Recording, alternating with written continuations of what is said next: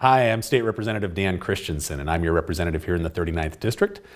And I wanted to give you a little bit of an update as to what's going on here down in Olympia. We just started on January 9th, and we're scheduled to be down here for about 105 days, which will take us through April. And over the course of the next few months, you'll be hearing from me on this broadcast about every other week as to what's really going on from my perspective and trying to keep you informed as to the challenges we're dealing with down here. The governor just gave his State of the State address the other day, and one of the biggest surprises that caught me off guard was the fact that he proposed nearly $6 billion in tax increases. I mean, everything from property taxes to bottled water, things that even the state of Washington citizens have voted against time and time again, are once again on his list to come after you with to try and fund education. We've got several other ways of dealing with our education challenges before us, and as the session proceeds, I'll be getting into more details on how we plan on dealing with that. When it comes to our priorities, we want to make sure that every student has the opportunity for a world-class education. But we also understand that to pay for education, it's on the backs of the citizens to do such.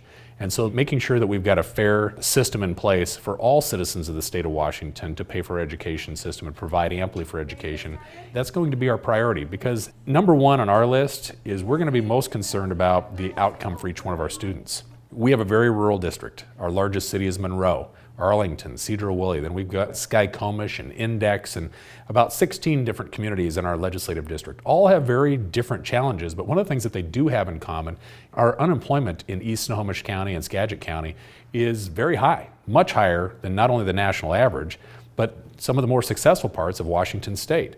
So we're going to be really focusing in on the more rural and suburban parts of the state of Washington to make sure that economic development is a priority for us. Because if we're going to properly fund not only our education system, but our health and human services, we need to make sure that the economies outside of the metropolitan areas of the state of Washington are far stronger than they are today. You know, today we still have approximately half of our college graduates are still unemployed, and many of them stay unemployed for 2 or 3 years after they've graduated from college. How are they ever going to pay off some of that debt that everybody talks about if they can't get a job? Well, if we can change some of that at the local level, especially in these more rural parts of the state, that's going to help us a lot. The other thing too is our health and human services. We want to make sure that when it comes to the issues like mental health, for example, and our opioid issue, while there have been millions of dollars that have been put into our metropolitan areas around the state of Washington, like Seattle and Everett and Tacoma and Spokane, we have really been lacking the resources going into the more rural parts of the state of Washington. And that's going to be a big focus for us as well.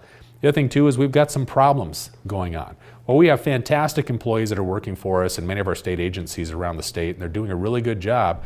We do still have some big problems going on with the leadership in many of those state agencies, and we need to make sure that the governor is holding those folks accountable as well, because it's your tax dollars to the tune of, frankly, billions of dollars that are paying these folks to service the rest of the public around the state. And we want to make sure that they're doing not only a good job, which many of them do, but that they're being held accountable for many of the mistakes that are going on. For example, in a district like ours, what brings to mind one of the big problems is we've got the Monroe Penitentiary.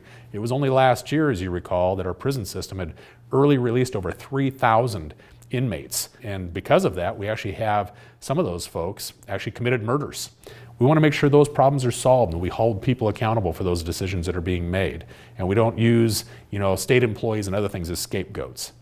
When it comes to many of the priorities that you have in our district, one of the things that I need to encourage you to do is not be silent. We have a saying down here in Olympia, and that is, silence is agreement.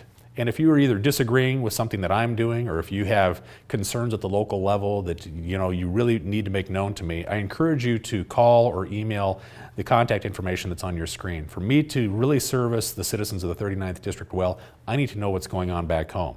I'm going to be down here for the next several months working on several issues. But again, I couldn't be more specific about this. I need your input. I need to know, am I on the right track on the issues that concern you most? So for me to service you well, I hope that you will be engaged. Please don't be silent.